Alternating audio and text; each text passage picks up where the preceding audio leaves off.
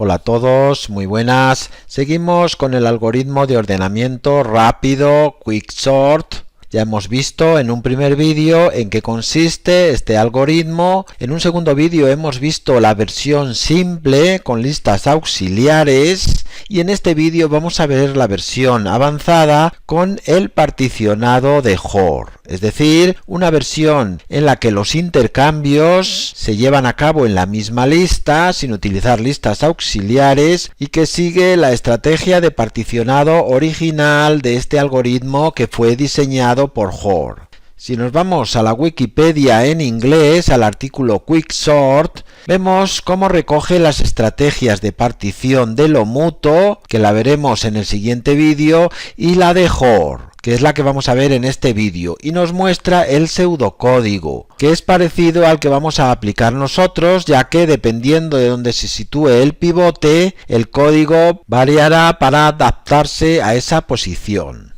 Bueno, pues lo primero que tenemos que tener claro es cómo podemos llevar a cabo el particionado de la lista sin utilizar listas auxiliares. Es decir, cómo podemos colocar el pivote, que vamos a tomar el primer elemento, en el lugar que le corresponde de la lista, al mismo tiempo que colocamos los menores que el pivote a la izquierda y los mayores que el pivote a la derecha. La estrategia va a ser parecida a la que hemos visto en vídeos anteriores. Se trata de ir recorriendo todos los elementos de la lista, a excepción del pivote, y compararlos con el pivote. Para ello lo que vamos a hacer va a ser utilizar dos punteros. El puntero izquierdo, que va a estar en el segundo elemento, a continuación del pivote, y el puntero derecho, que va a estar al final de la lista. Tenemos que implementar una estrategia que nos permita colocar cada elemento en la parte de la lista que le corresponde sin utilizar listas auxiliares, sino simplemente intercambiando elementos dentro de la lista. Para ello nos van a ayudar los punteros.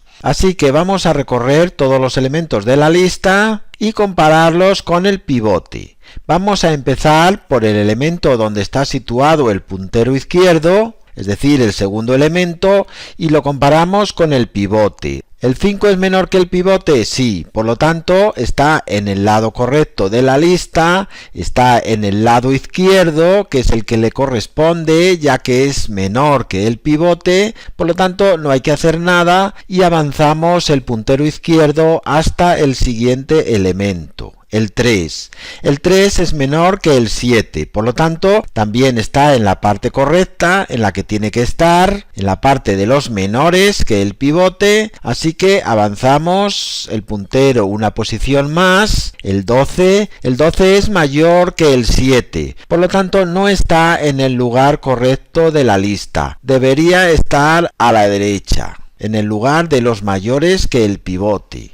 Así que detenemos aquí el puntero y vamos a comprobar si dentro del resto de elementos de la lista hay alguno menor que el pivote, porque podía ser que todos los elementos de la derecha fuesen mayores que el pivote y entonces sí estaría bien colocado. Pero si alguno de estos elementos es menor que el pivote, pues le tocaría estar en el lado izquierdo y este habría que ponerle en el lado derecho. Así que vamos a empezar a recorrer el resto de elementos por el puntero de la derecha. ¿El 8 es mayor que el 7? Sí. Por lo tanto, está en el lado correcto de la lista, en el lado de los mayores que el pivote. Bueno, pues movemos el puntero derecho hacia la izquierda una posición. El 15. El 15 es mayor que el 7, por lo tanto está bien colocado también. Y no hay que moverle. Seguimos moviendo el puntero hacia la izquierda y vemos que el 4, esta vez sí, es menor que el pivote,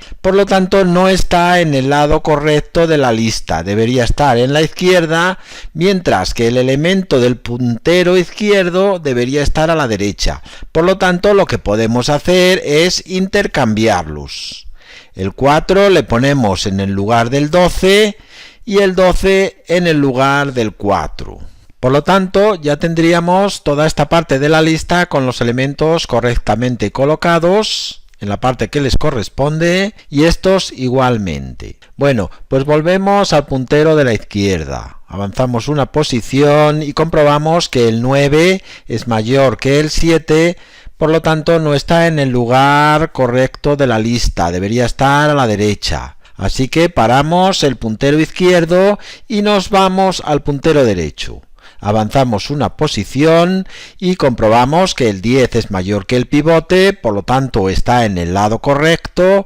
Avanzamos de nuevo otra posición, el puntero, y llegamos al 2. El 2 es menor que el pivote, por lo tanto debería estar a la izquierda, con lo cual tenemos otro intercambio para hacer. El 2 lo colocamos en el lugar del 9 y el 9 en el lugar del 2. Y ya tendríamos otros dos elementos en su lado correcto. Bueno, pues volvemos al puntero de la izquierda. Lo movemos hacia la derecha y comprobamos que el 9 es mayor que el 7.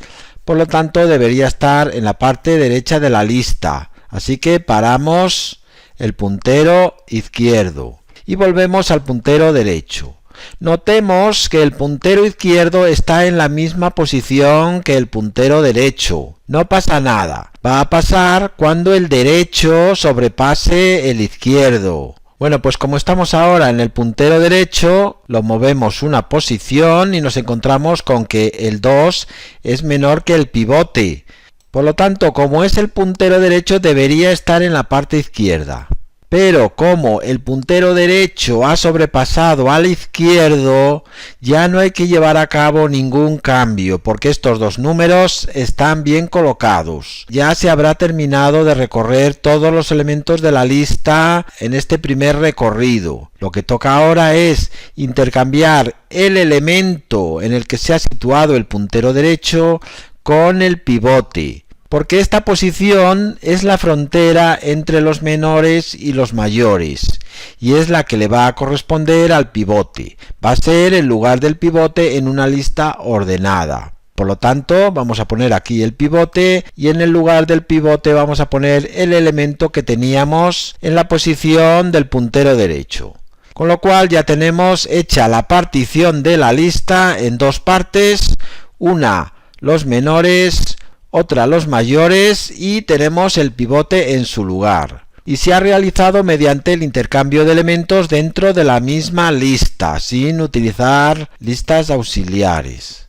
Ya simplemente se trataría que de forma recursiva se llevase a cabo la misma operación en la parte izquierda y en la parte derecha.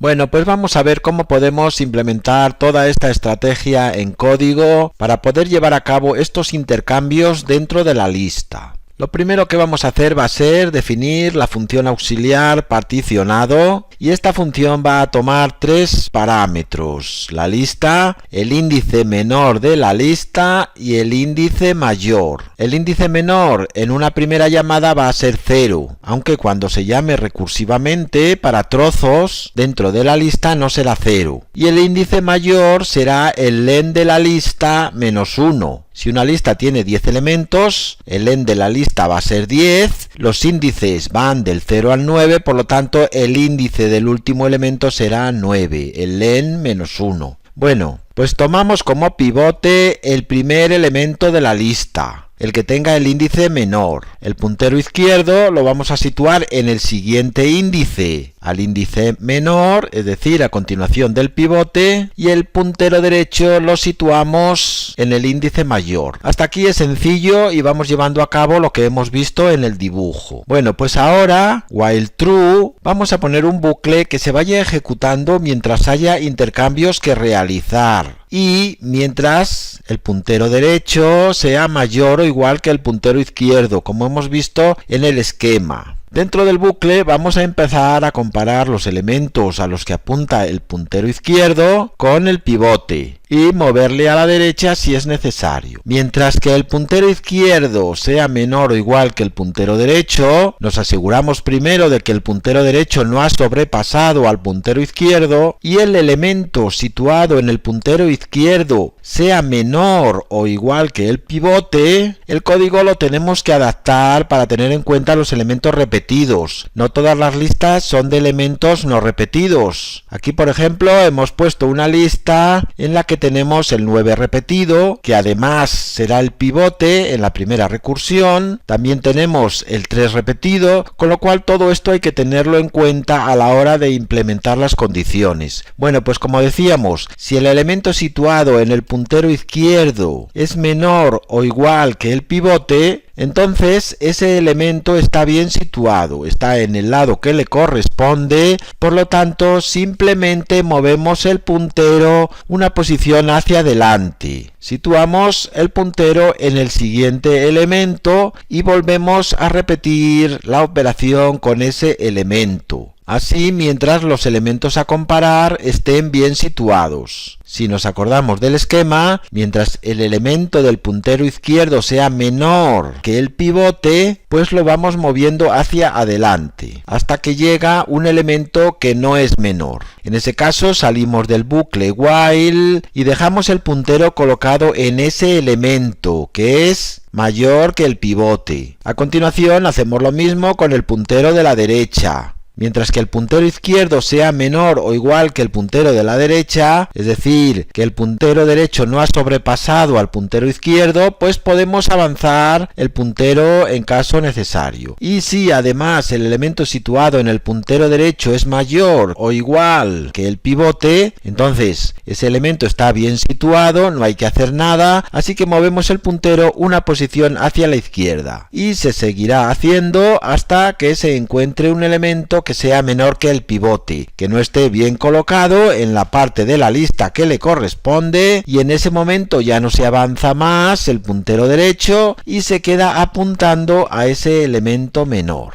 Una vez que tenemos los dos punteros situados sobre los elementos que hay que cambiar, vamos a comprobar lo primero si el índice del puntero derecho no ha sobrepasado al puntero izquierdo, como hemos visto en el dibujo. En ese caso, con un break saldríamos del bucle while, ya que estaría todo colocado. Si no, lo que hacemos es intercambiar los elementos de los punteros, ponerles a cada uno en el lugar que les corresponde en la lista.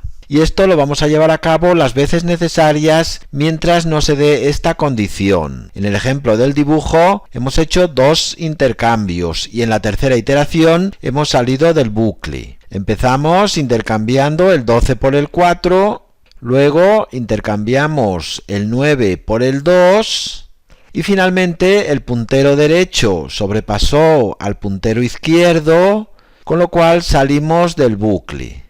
Y ya simplemente había que intercambiar el pivote por el elemento del puntero derecho, que es lo que vamos a hacer cuando salgamos del bucle while true. Cambiamos el elemento de la lista en el índice menor. Cuidado aquí con poner pivote, porque el pivote es una variable que contiene un elemento de la lista, pero para cambiar la lista hay que hacer referencia a la lista. Por lo tanto, el elemento de la lista menor lo cambiamos por el elemento del puntero derecho y al elemento del puntero derecho lo cambiamos por el elemento de la lista menor, que era el pivote.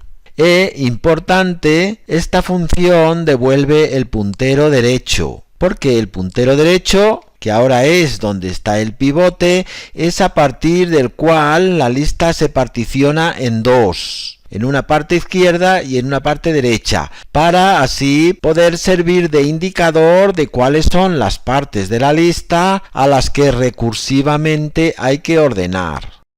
Bueno, pues mediante esta función dividimos la lista en dos partes más pequeñas y se ordena el pivote. Ya simplemente hay que definir la función recursiva quicksort, que toma como parámetros la lista, el índice menor y el índice mayor. Si menor es menor que mayor, esta es otra forma de expresar que la lista tiene más de un elemento. Si una lista tiene un solo elemento, el índice menor y el índice mayor de la lista será el mismo, 0, y por lo tanto menor no será menor que mayor, pero si menor es menor que mayor, no estamos en el caso base. El caso base era que la lista tuviese uno o ningún elemento. Bueno, pues si no estamos en el caso base, vamos a llevar a cabo el particionado y vamos a llamar recursivamente a la función quicksort para cada una de las dos partes que nos devuelve esta función particionado y que no están ordenadas todavía, la parte izquierda y la parte derecha respecto al pivote. A esta función le pasamos ahora como argumentos la lista completa, pero como índices le vamos a pasar el menor y como mayor el pivote -1, ya que el índice donde está el pivote es el pivote anterior y está ordenado. Esta sería la recursión que va a ordenar la parte izquierda de la lista. Y a continuación volvemos a llamar a la función quicksort, también de forma recursiva, para que ordene la parte derecha. Y como argumentos le vamos a pasar los índices del trozo de la lista a ordenar, desde el pivote +1 hasta el mayor, es decir, hasta el final de ese trozo de la lista. Y ya lo tendríamos hecho. Estas funciones se van a llamar de forma recursiva mientras no se dé el caso base. Cuando se dé el caso base no se entra en el if y se iría saliendo de la recursión. Y esta función no va a devolver nada porque el ordenamiento se va a llevar a cabo en la misma lista y no se necesita guardar el resultado en otra lista. No va a devolver otra lista nueva sino la misma lista ordenada. Por lo tanto, aquí no hace falta asignar esta función a ninguna variable, sino que la llamamos directamente para que nos ordene la lista. Bueno, pues vamos a comprobarlo, le damos a ejecutar y ahí lo tenemos, la lista que teníamos y la lista ordenada con números repetidos y vemos que la ordena correctamente y de una manera mucho más eficiente que con los ordenamientos anteriores que hemos visto. Dejamos aquí este vídeo y en el próximo veremos una forma distinta de llevar a cabo la partición de la lista, pero que también es muy utilizada. Seguiremos en el próximo vídeo. Un saludo a todos.